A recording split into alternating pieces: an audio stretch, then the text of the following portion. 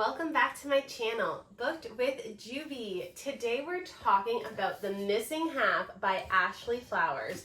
And oh my gosh, this one had me flipping the pages so late at night. I could not get enough of it. It was a fast-paced, twisty mystery full of secrets. And honestly, I just loved it. Just a heads up, there's no spoilers, just going to do a quick overview and give you my thoughts on this. So let's jump into it.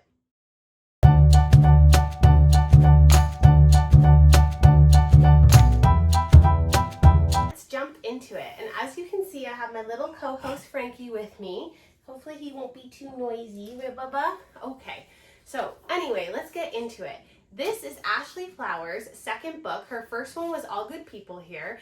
And in this one, she did not hold back. Oh my gosh.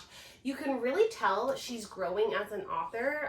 Definitely from the first one to this one, like it's really just improved greatly. And I don't mean that the first book is a bad book, because I do highly recommend it. It's just this one's better.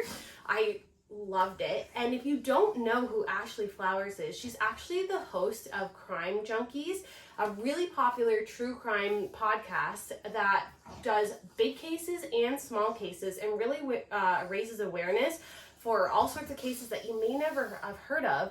And she just does such a good job telling those stories that honestly, you can hear her in this book. Like, I literally heard Ashley Flowers' voice while I was reading this book. It was so weird, and I loved every minute of it. The Missing Half takes place in the small town of Mishawaka, Indiana. The book follows Nicole, aka Nick, who is now a 24-year-old woman who is still haunted by the unsolved disappearance of her sister Casey from years prior when she was in high school. Now the book follows Nick as she's working a dead-end job. She lives in a dingy apartment, and she recently got a DUI that's led her to lose her license and her car. So needless to say, her life is a little bit, it's not going as planned, okay? And she wants to move forward, but she's really she can't seem to get out of this rut. One day after work, a woman approaches her in the parking lot, and her name is Jenna Connors. Jenna and Nick actually have something in common. Jenna's sister, Jules, also went missing the same summer that Nicole's sister, Casey, went missing. And the cases were really highly related. The only difference is that Jules kind of came from a rougher background, and people didn't really pay as much attention to hers as they did to Casey's. So years later, both of them are unsolved. They don't know what's happened to their sisters. Nick has really taken this route of like not taking care of herself, not doing the right things, like she's not in a good place. Jenna, on the other hand, is a successful, works in a successful job, and she's got a car, she's got an apartment, she's doing really well, and she has still been looking for her sister. And she wants Nick's help so they can compare the cases and they can find their sisters. Nick is reluctant at first. She does not want to do this. She's like, nope, I'm not into it. I don't want to, stay away from me. Like, you're crazy. I don't want to bring the past up. I just want to move forward with my life. But then strange things start happening, and Nick kind of has no choice but to team up with Jenna in order to figure out what happened to their sisters.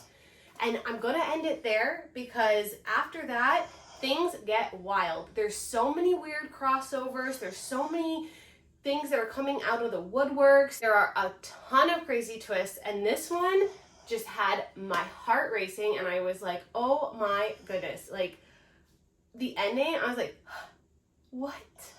Definitely did not see that coming. I think one of the reasons that this book works so well is that Nick is such a compelling narrator. She's very messy, she's emotional, yet very determined. And she's kind of the protagonist that you root for, even when she's making really, really bad decisions. And you're like, come on, make the right choices. And sometimes you're like, what are you doing? But you really do want to root for her, and you want her to do well, and you want her to succeed.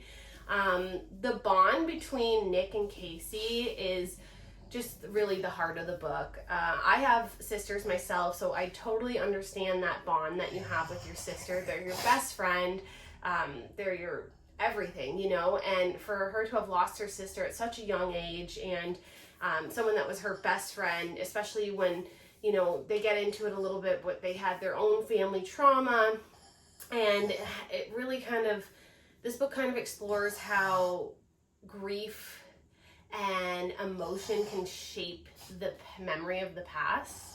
And honestly, it was just like really beautiful. But then also, it was balanced out really well with the tension and suspense. So you kind of get this emotional part of the book, but then you also get that like suspense that you're craving in like a fast pace. Okay, so here's my final thoughts and my rating.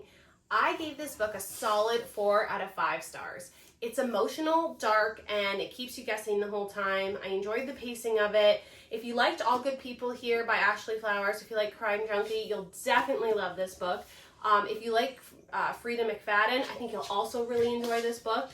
It was really fast-paced like hers are. And if you like thrillers with like family drama mixed in, this one is for you. Highly recommend. Have you read The Missing Half?